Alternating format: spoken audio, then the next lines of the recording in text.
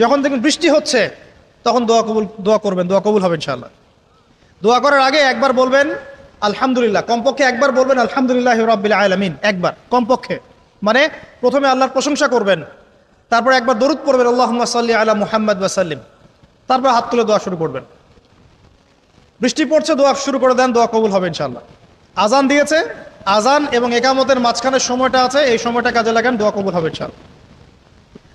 নামাজে দাঁড়িয়েছেন, সেজদায় গিয়েছেন, সেজদায় দোয়া করেন, দোয়া কবুল হবে ইনশাআল্লাহ। প্রশ্ন করে অনেকে যে ভাই সেজদায় কি বাংলায় দোয়া করা যাবে? হ্যাঁ যাবে, যদি আপনার নামাজটা নফল নামাজ হয়। কোন নামাজ হয়? ফরজ নামাজে করবেন না, নফল নামাজে করতে পারেন ইনশাআল্লাহ। সেজদায় বান্দা আল্লাহর সবচেয়ে কাছাকাছি থাকে, এই সময়ে বেশি বেশি দোয়া করতে রাসূল সাল্লাল্লাহু আলাইহি ওয়াসাল্লাম তাগিদ দিয়েছেন। দোয়া করলে ডাইরেক্ট কবুল হবে ইনশাআল্লাহ। পিতা মাতার খেদমত করে দোয়া করেন, দোয়া কবুল হবে ইনশাআল্লাহ। এখন তো পিতা মাতার খেদমত মানুষ করতে চায় না। এটা সেই যুগ যে যুগে পিতা মাতার সাথে দাস দাসীর মতো আচরণ করা হয়। সন্তানরা ভুলে গেছো তোমরা যে তোমরাও একদিন পিতামাতা হবা। আমরাও কিন্তু একদিন পিতামাতা হব।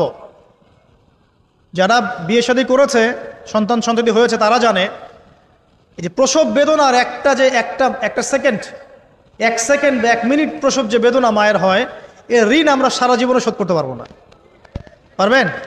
এই কারণেই মায়ের পায়ের নিচ জান্নাতের কথা বলা আছে। মাদের সম্মান আল্লাহর কাছে অনেক বেশি, মেয়েদের সম্মান অনেক বেশি। এই নারীবাদী ফ্যামিলিস্টরা যা বুঝিয়েছে, ইসলাম এমন নয়। তো ইসলাম এমন নয়, ইসলামে মেয়ের মর্যাদা সবচেয়ে উপরে। সেই মেয়েদেরকে আমরা এখন কি করেছি?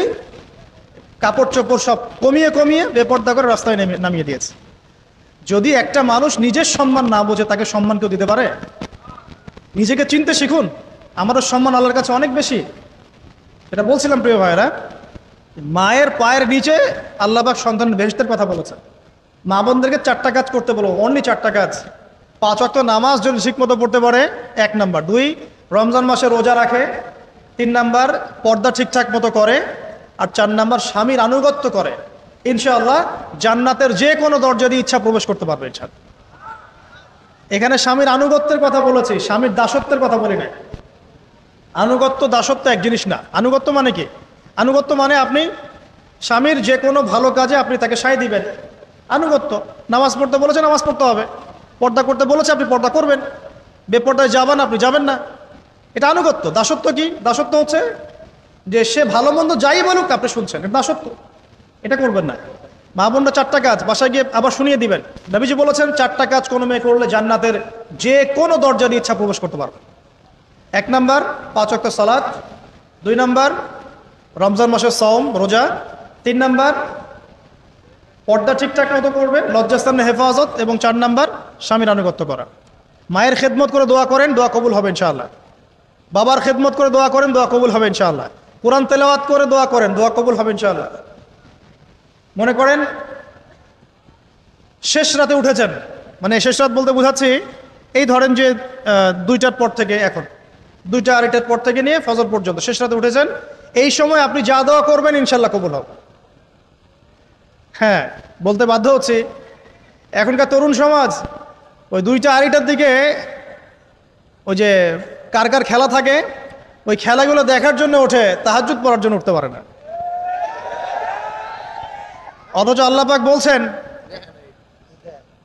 পাক বলছেন কি, যে শেষ রাতে আল্লাহ পাক প্রথম আসমানে নেমে আসেন এবং আহ্বান করেন, কে আছো আমার কাছে কিছু চাইবে আমি দিব, কে আছো আমার কাছে রিজিক চাইবে দিব, কে আছো আমাকে ডাকবে আমি তোমার ডাকে সাড়া দিব, কে আছো আমার কাছে ক্ষমা চাইবে আমি তোমাকে ক্ষমা করে দিই। প্রিয় যুবক ভাইরা, আল্লাহকে মূল্যায়ন করতে শিখুন। এই সময়গুলোতে দোয়া করলে ইনশাআল্লাহ তাআলা আপনার দোয়া কবুল হবে ইনশাআল্লাহ। সবচেয়ে ইম্পর্টেন্ট হচ্ছে একটা, যেটা আমরা প্রত্যেক দিন পড়ি, প্রায় 17 রাকাত নামাজ পড়ি আমরা, ফরজ নামাজ। শুধু ফরজ নামাজের কথাই বলছি। এখানে আপনি 34টা সেজদা করেন। 17 রাকাত ফরজ, 34টা সেজদা করেন। প্রত্যেক সেজদায় যদি একটা করে দোয়া করতে পারেন ইনশাআল্লাহ আল্লাহ আপনার দোয়া কবুল করবেন।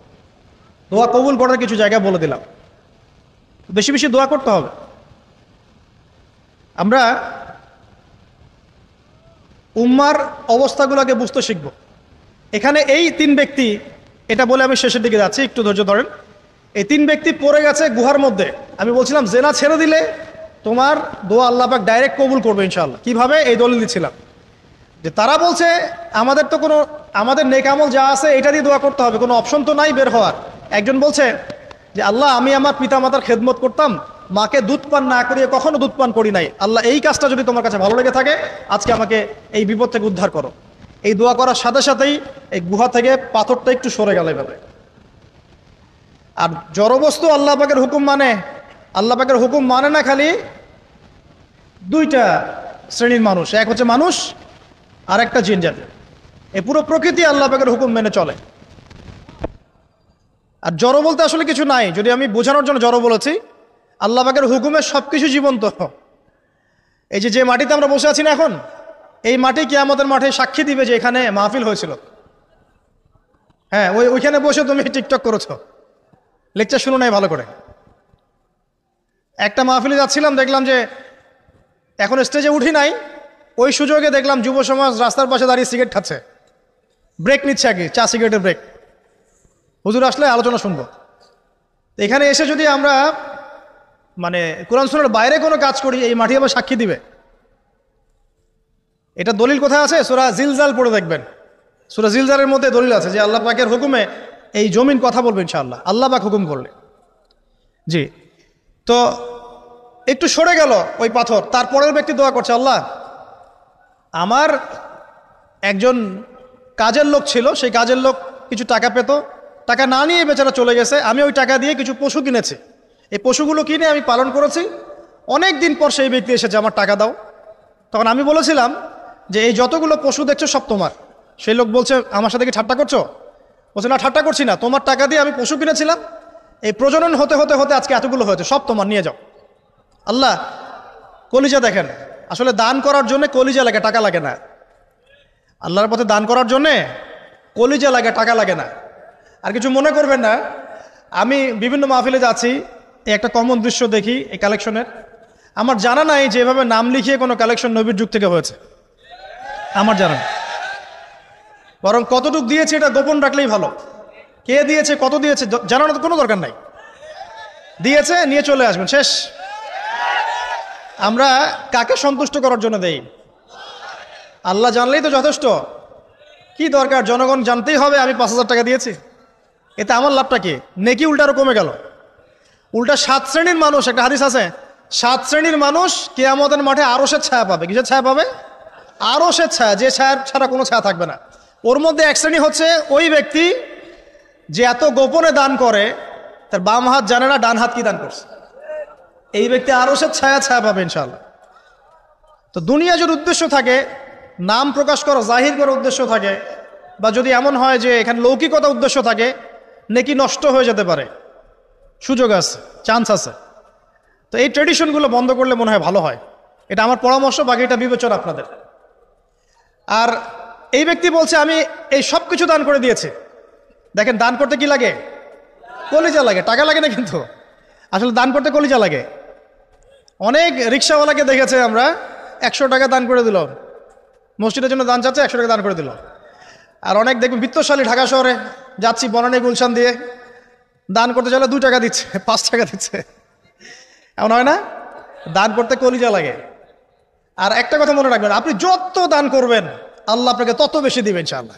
ইনশাআল্লাহ আল্লাহ পাকের খাজানা যে এত প্রচুর, আপনি দান করলে কমে যাবে এই চিন্তাই করবেন না কখনো। তবে সবচেয়ে সেরা দান কোনটা জানেন? আপনার প্রয়োজন আছে এখন, এই প্রয়োজনের সময় দানটা হচ্ছে সেরা দান। এবং সবচেয়ে উত্তম খরচ কোনটা? সবচেয়ে উত্তম খরচ হচ্ছে আপনার পরিবারের পিছনে খরচ। আপনার পরিবারের পিছনে খরচটা আপনার সবচেয়ে শ্রেষ্ঠ খরচ। আর দান করে মধ্যম পন্থায়, এমন হবে না যে নিঃস্ব হয়ে গেলেন দান করে একদম, আবার এমন না যে কৃপণতা প্রদর্শন হচ্ছে, এমনও না। মধ্যম পন্থায় দান খয়রাত করবে ইনশাআল্লাহ। আর কিয়ামতের মাঠে মানুষ তার দানের ছায়ায় থাকবে ইনশাআল্লাহ। যে যত দান করবে ওই ছায়ার নিচে সে থাকবে। এই ব্যক্তি সব দান করে দিয়েছিল, যাও সব গরু ছাগল তোমার। তৃতীয় ব্যক্তি, পাথর সরে গেল একটু, তৃতীয় ব্যক্তি, যুবক তোমাকে বলছি ভাই, তৃতীয় ব্যক্তি আল্লাহর কাছে বলছে, আল্লাহ আমার একজন সুন্দরী চাচাতো বোন ছিল, আছে না তোমাদের কাজিন, এবং তাকে আমি খুব ভালোবাসতাম। ওই যে এখন বয়ফ্রেন্ড গার্লফ্রেন্ড ফ্রি মিক্সিং, যেটা খুব ভালোবাসতাম। তো তাকে আমি পেতে চাইতাম, তো আমি তাকে অফার করি। সে বলে যে না, আমাকে 100 স্বর্ণ মুদ্রা না দিলে আমি রাজি না। 100 স্বর্ণ মুদ্রা। এই মেয়ের অবশ্য অনেক ডিমান্ড ছিল, তাহলে বোঝা গেল 100 স্বর্ণ মুদ্রা মানে অনেক। জানেন, এখন তো দেখা যায় 1500 টাকা 2000 টাকা দিয়ে মেয়ে তার ইজ্জত বিক্রি করে ফেলছে। 100 স্বর্ণ মুদ্রা, আর কাউকে কিছু দেওয়াই লাগে না, এমনি বিক্রি করে ফেলে।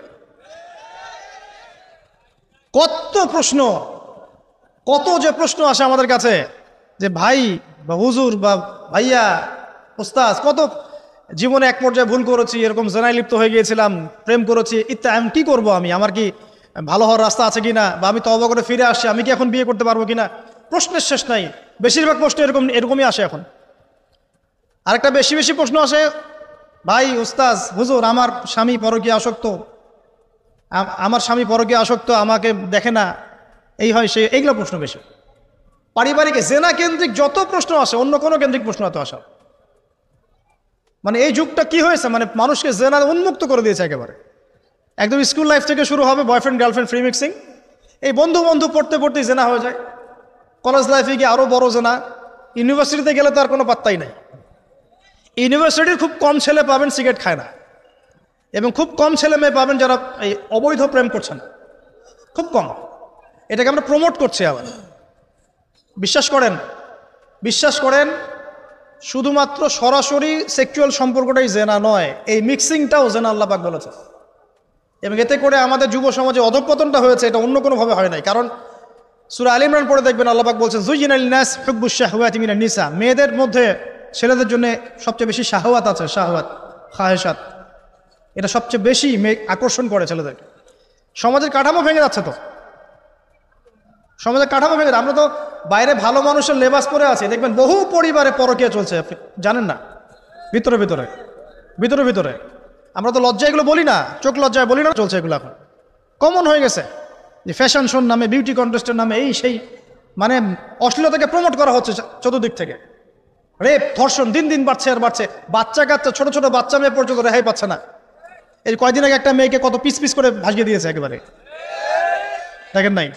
কোথায় আছেন? সমাজটা কোথায় গেছে? আমরা ভালো মানুষের মুখোশ পরে বসে আছি। একটা মাহফিল করে কি সব হবে? কনস্ট্রাকটিভ কাজ করতে হবে। তারুণ্যের এই শক্তিটাকে আল্লাহর জমিনে দিনের প্রচার প্রসার প্রতিষ্ঠার কাজে ব্যয় করতে হবে। যতক্ষণ পর্যন্ত আমরা এরকম ভালো মানুষের লেবাস সাজে বসে থাকবো না, আমার ঘরেও ফেতনা ঢুকে আসবে, টের পাবেন না। যখন ফেতনা ছড়িয়ে পড়ে ওটাকে দমন করতে হয়। দমন না করলে ওইটা আমার ঘরেও ঢুকবে তো এক সময়, আমি একা ভালো থাকতে পারবো না তো। আরে দমন করার ক্ষমতা আল্লাহ পাক যাদেরকে দিয়েছেন তাদের উপর অবশ্য ওয়াজিব হয়ে গেছে এগুলো দমন করা। এখন তাদের উপর একটা ফরজ ওয়াজিব হয়ে গেছে দমন করা এগুলা, নাহলে আল্লাহ পাক কঠিন শাস্তির সম্মুখীন করবেন। একটা হাদিস বলে সামনে যাই, শেষ করে গুটিয়ে নিচ্ছি। নবীজি বলছেন একদিন ঘুম থেকে উঠে চোখ ঘষতে করছে লা ইলাহা ইল্লাল্লাহ, আল্লাহ লা ইলাহা ইল্লাল্লাহ। তার স্ত্রী সামনে যায়নাব বিনতে জাহাশ রাদিয়াল্লাহু আনহা, তিনি বলছেন ইয়া রাসূলুল্লাহ, কি হয়েছে, সমস্যা কি? নবীজি বলছেন ওয়াইলুল লিল আরব, আরবদের জন্য ধ্বংস, মিন শাররি কাদ ইখতারাব, কি ভয়ঙ্কর ফিতনা ধেয়ে আসছে। তখন তার স্ত্রী বলছেন ইয়া রাসূলুল্লাহ আনুহলিকু ওয়া ফিনা সালিহুন, আমাদের মধ্যে সৎ মানুষ ভালো মানুষ থাকা অবস্থাতেও কি আমরা ধ্বংস হয়ে যাব? নবীজি বলছেন বালা, অবশ্যই, নাম, হ্যাঁ অবশ্যই ধ্বংস হবে। ইযা কাসরাতুল খাবাস, যখন সমাজের মধ্যে অশ্লীলতাকে ছড়িয়ে পড়া হবে, যখন সমাজের মধ্যে অশ্লীলতা বেহায়াপনা ছড়িয়ে পড়বে, আলেম জালেম সব ধ্বংস হয়ে যাবে। এই সময় এখন আসে নাই? হারাম, সামান্য একটা হারাম ঠুনকো একটা খেলাকে নিয়ে সারা বিশ্ব কি করতেছে দেখেন নাই? কি পাগল হয়ে গেছে একেবারে, কি অবস্থা মানুষের মধ্যে। কে খেলে তারও ঠিক নাই, ওই দেশের লোক আমাকে চিনে কিনা তারও ঠিক নাই, নিজের কোনো ব্যক্তিত্ব গায়রত কিছুই নাই। আশ্চর্য একটা জাতি আমরা। কে খেলছে? ভাবখানা এমন যে আমরা মনে হয় যুদ্ধ করে কাফেরদের সাথে দ্বীন ইসলাম কায়েম করে ফেলছে, একদম ভাবখানা। অথচ এগুলো তৈরি করা হয় কি জন্য? যাতে মুসলিম জাতি একদিকে ফোকাস করে থাকে, অন্যদিকে ওরা তাদের উদ্দেশ্য সাধন করবে। সারা ওয়ার্ল্ডের চেহারা একদিকে ফিরাইছে, এদিকে দেখো, এই যে খেলা দেখো, আর বাকি পিছনে যে কাজগুলা ঠিকই করছে ওরা। দেখবে কি কাজ করছে কয়দিন পরে দেখতে পারবেন। পাবলিকলি আমি বললাম না, কারণ বললে সব বুঝবেন না আপনারা, আর সব জায়গায় সবকিছু বলতে নাই। ওদের উদ্দেশ্য ওরা কখনো ভুলে যায় নাই, ওরা চাচ্ছে সারা বিশ্বটাকে শাসন করতে। এবং মুসলিমদেরকে দমন করতে, এবং আপনাকে খেলতামাশায় ব্যস্ত রেখেছে। লাচো এখন যুবকদের কোনো হিতাহিত জ্ঞান পর্যন্ত চলে গেছে। এখন হিতাহিত জ্ঞান, তোমাকে এইভাবে চুল কাটতে কে বলছে? তোমাকে এইভাবে চুল কাটতে কে বলছে? এদিকে একদম ছিলে রেখে দিছো, এখানে মাঝখানে উঁচু একটা ময়ূরের মতো রেখে দিছো, মানে এভাবে চুল কাটতে তোমাকে কে বলছে? কে তোমাকে মেসির ফলো করতে বলছে? তোমার জন্য রাসূল সাল্লাল্লাহু আলাইহি ওয়াসাল্লামের বাবরি চুলের সুন্নত নাই? আজীব একটা ব্যাপার। দাড়ি রাখছো, বিরাট কোহলির মতো দাড়ি রাখছো, কেন? রাসূল সাল্লাল্লাহু আলাইহি ওয়াসাল্লামের মতো ছাড়া দাড়ি রাখতে পারো না? আশ্চর্য। আমাদের আদর্শ চিন্তা হবে না? নবী সাল্লাল্লাহু আলাইহি ওয়াসাল্লামের মতো এত সুদর্শন হ্যান্ডসাম মানুষ থাকতে আমি কাকে ফলো করব? যুবকদের পুরো মাথাটাকে ব্রেইন ওয়াশ করে ফেলা হয়েছে। কারণ ওরা জানে খুব ভালো করেই, যুবকরা যদি আল্লাহর পথে ফিরে আসে ওদের সমস্যা আছে, সমস্যা। এই কারণে তোমাদেরকে ভুলিয়ে রাখা হচ্ছে। নিজের জীবনের মূল্য দিতে শেখো। আল্লাহ রাব্বুল আলামিন তোমাকে আমাকে সৃষ্টি করেছেন, আল্লাহ পাক আমাদের হাতে এই দিনের বিজয় দেখতে চান। আল্লাহ পাক চান যেন আমরা আল্লাহর দিনটাকে পালন করি, প্রসার ঘটাই। ইনশাল্লাহ এক সময় দিন প্রতিষ্ঠা হবে ইনশাআল্লাহ। আমরা যদি খেলতামাশায় মত্ত থাকি তাহলে দিনের প্রচার কে করবে? প্রসার কে করবে? আর সব কি ওলামায়ে কেরামের দায়িত্ব? সাধারণ মানুষের কোনো দায়িত্ব নাই? সবাই এখন এই যে ডক্টর হতে চান, ইঞ্জিনিয়ার হতে চান, ভালো কথা, হন। এবং সবসময় দেখা যায় আলেম ওলামাদের সবার ভুল ধরার চেষ্টা করতে থাকেন। আপনি নিজে আলেম হচ্ছেন না কেন? তাহলে আপনি নিজে আলেম হন না কেন? নিজে একজন মুফতি হচ্ছেন না কেন? নিজে একজন মুহাদ্দিস হচ্ছেন না কেন? এতই যদি ভুল ধরতে পারেন অনলাইনে, আপনি নিজে একজন আলেম হয়ে দেখান না কেন? তারপর দুটো কথা বলেন যাদের সামনে, দেখেন মানুষ কিভাবে রিসিভ করে। কত সহজ এই কাজটা। নিজে কিছু করছেন না, সারাদিন মানুষের পিছনে লেগে আছে। দেখবেন কিছু মানুষ আছে এই মুসলিম সমাজের মধ্যেই, আমি তো লম্বা করে ফেলছি হয়তো বা, মুসলিম সমাজের মধ্যেই কিছু মানুষ ইসলামের লেবাস পোশাক পরেই আছে, কিন্তু এরা মুসলিমদেরকে ছোটখাটো বিষয়ে ব্যস্ত রেখেছে। হাত বাঁধা, রফুলিয়া দেন, জোরে আমিন, পায়ে পা, এই কিছু কিছু সিলি বিষয়ের জন্য বলছি যে বড় বড় বিষয়গুলো বাদ দিয়ে ছোটখাটো বিষয়গুলো কিনে উম্মাকে ইখতিলাফে ব্যস্ত রেখে দিয়েছে। ভাবখানে এমন যেন ইসলামের সব বিষয় প্রতিষ্ঠা হয়ে গেছে, এখন এই 4টা বিষয় বাকি আছে। ভাবখানে এমন, অথচ সারা ওয়ার্ল্ডের মধ্যে ইসলাম আস্তে আস্তে সংকুচিত হয়ে গেছে। আমরা কবে স্মার্ট হব? প্রিয় ভাইরা, মনে রাখবেন আমরা সবাই মিলেই মুসলিম জাতি। পলিটিক্যাল লিডার্স আছেন, প্রশাসনের লোক আছেন, আমাদের যুবক যুবতী, তরুণ তরুণী, সবাই মিলেই আমরা এই উম্মা জাতি। আমরা কেউ কারো শত্রু নই, কেউ কারো দুশ্মন নই। সবার মধ্যে ভালো কিছু পাবেন, ভালো নিয়ে নেন, খারাপটা ছেড়ে দেন। উম্মাকে ঐক্যবদ্ধ করার চেষ্টা করেন। এই ছোটখাটো বিষয়গুলোকে ইখতিলাফ বন্ধ করেন, আল্লাহর ওয়াস্তে বন্ধ করেন। বড় বড় বিষয়গুলো দিকে ফোকাস করেন। তরুণদেরকে শিক্ষিত করেন, আদর্শ পরিবার করেন, শিক্ষা অর্জন করেন, জ্ঞান অর্জন করেন, বড় আলেম স্কলার হন, বিশ্বকে নেতৃত্ব দেন। পলিটিক্স করলে ভালো করে করেন, যাতে করে আপনার দ্বারা দুনিয়ার দিনের খেদমত হয়, আলহামদুলিল্লাহ। ইকোনমিক্স হলে ভালো করে হন, বিজ্ঞানী হলে বড় বিজ্ঞানী হন, মানে আপনি বড় স্বপ্ন দেখেন। ইয়াং জেনারেশনকে নিয়ে আসেন ইসলামের দিকে, তাদের দ্বারা ইনশাআল্লাহ ইসলামের বিজয় হবে। ওই যুবক বলছে, আল্লাহ আমার এই চাচাতো বোনকে পেতে চাইতাম, সে 100 স্বর্ণমুদ্রা চেয়েছে। 100 স্বর্ণমুদ্রা সে বহুত কষ্ট করে অর্জন করে শেষমেশ ওকে দিল। দেওয়ার পর বলছে এখন আমাকে দাও। এখন সে প্রস্তুত, শুরু করবে, মানে দুজন কাছাকাছি এসে গেছে, এবার সেক্সুয়াল সম্পর্ক শুরু হবে কেবল।